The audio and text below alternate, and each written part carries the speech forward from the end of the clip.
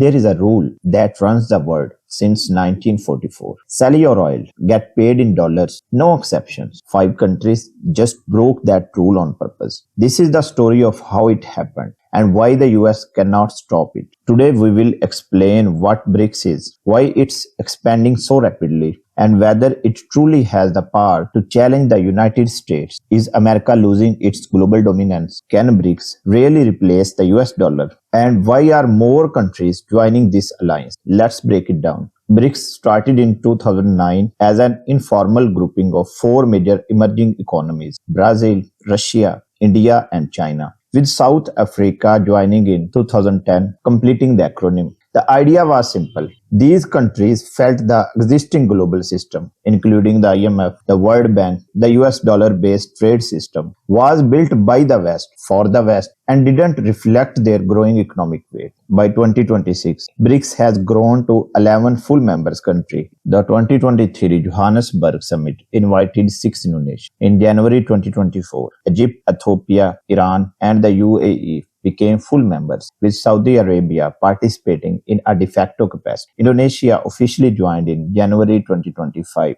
Then we see, why is BRICS expanding so fast? Countries are rushing to join for 4 main reasons. First reason to join BRICS is frustration. They got frustrated with Western financial dominance. Many developing nations feel the IMF and World Bank are biased toward the US and Europe. BRICS offer its own lender, the New Development Bank, which provides funding without rigid Western political conditions attached. Second reason behind its expansion is protection from sanctions and the dollar. When Western nations froze Russia's foreign reserves and cut its off from SWIFT in 2022, it sent back shock waves through global south. Countries realized that depending entirely on dollar leaves them vulnerable. BRICS lets members trade directly in local currency, rupees, yuan, dirham, reducing that risk. Third reason is that there is a shift toward multipolar world. For decades, global trade and politics were largely dictated by Washington. Smaller and mid-tier powers now want a real seat at the table.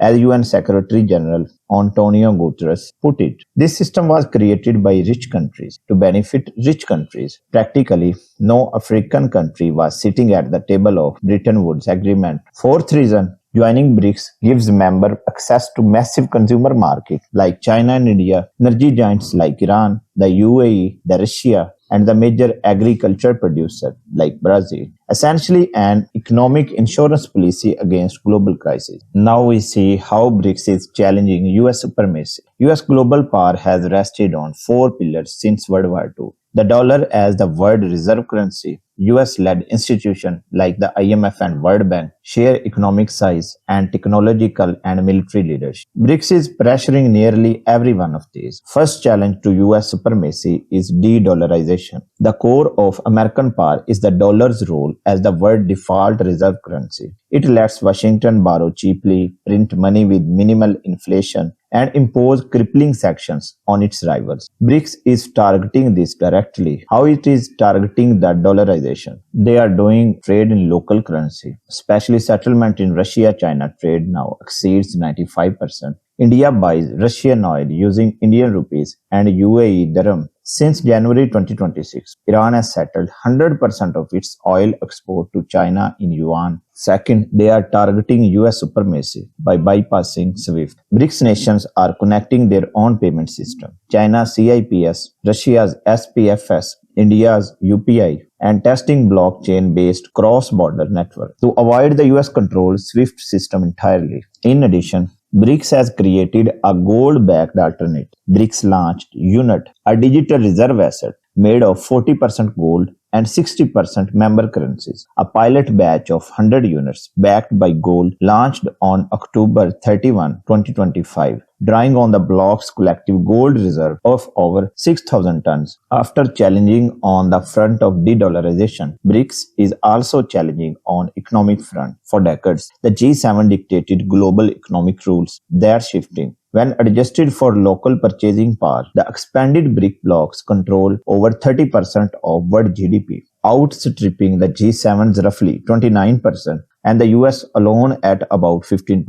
Driven by China's industrial dominance, nearly 30% of the global manufacturing output, BRICS is now the primary manufacturing hub of the world, and BRICS commands roughly 45% of the entire human population, giving it a growing middle class and workforce scale that aging Western economies simply cannot match. In addition, BRICS is also challenging US supremacy by building parallel institutions. Rather than trying to reform the IMF and World Bank, where the US holds effective veto power, BRICS built its own system. The new development bank approved $39 billion across 120 projects by the end of 2024, often landing in local currencies instead of dollars. In addition, the contingent reserve arrangements act as a financial safety net, giving members currency liquidity during crises, shielding them from Western financial pressure. BRICS is also competing with the US at the energy and critical minerals sectors. The dollar's dominance was cemented in 1970s through the petrodollar system, an agreement that global oil had to be bought in US dollars, with Saudi Arabia, Russia, UAE, and Iran inside are aligned with the bloc. BRICS now controls nearly half of the global crude oil production. China also processes about 90% of the world's rare earth elements, while Brazil and South Africa hold vast reservoirs of lithium, copper, and platinum. These materials are essential for electronics, electric vehicles, and defense manufacturing. Another threat to US hegemony is geopolitical realignment. BRICS positions itself as the voice of the global south, developing nations across Africa,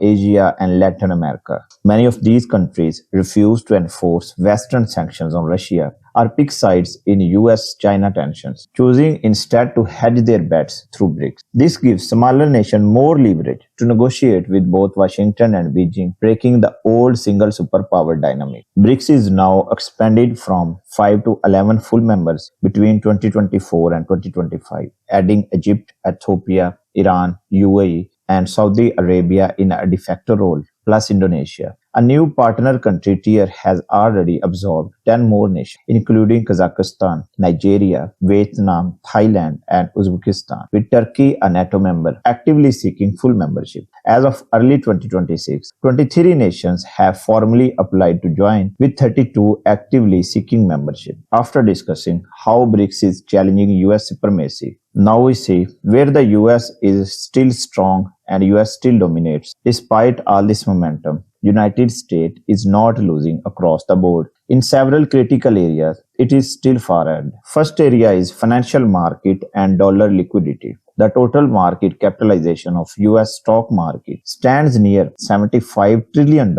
nearly half of the entire world stock equity value. Investors trust US markets for their deep liquidity, legal protections, and transparency. Despite de-dollarization efforts, the dollar still accounts for over 57% of the official global central bank reserves and is involved in nearly 90% of global foreign exchange trades. The US also captures the majority of worldwide ventures capital funding, giving American startups unmatched access to expansion capital. Secondly, military power of the US. US spends roughly $895 billion on defense in 2026, far ahead of China's roughly $336 billion, the next highest spender. Including full defense cost, US spending tops $1 trillion, more than double China's budget, while global defense spending hit a record $2.9 trillion.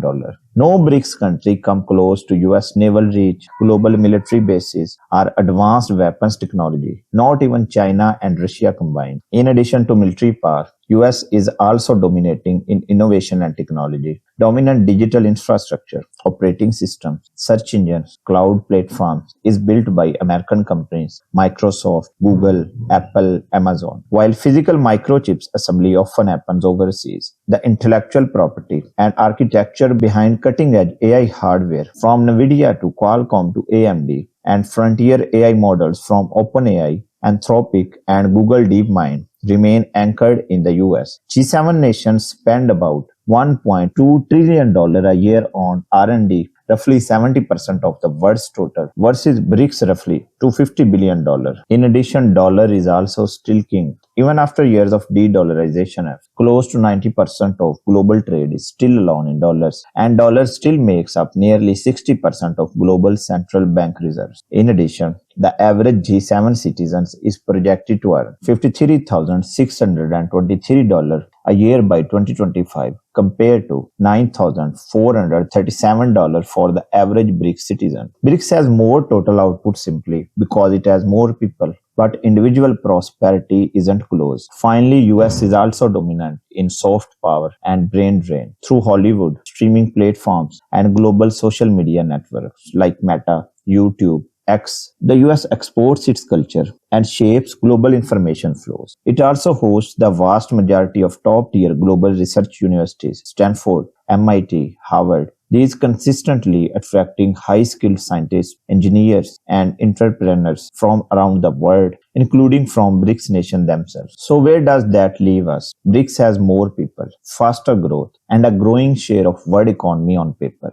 The US still has deeper capital markets, stronger military, more innovation, and the world's default currency. Neither side has won, but neither side is standing still either. That rule from 1944. It is not broken yet, but for the first time in 80 years, it has competition. And competition is how every rule eventually breaks.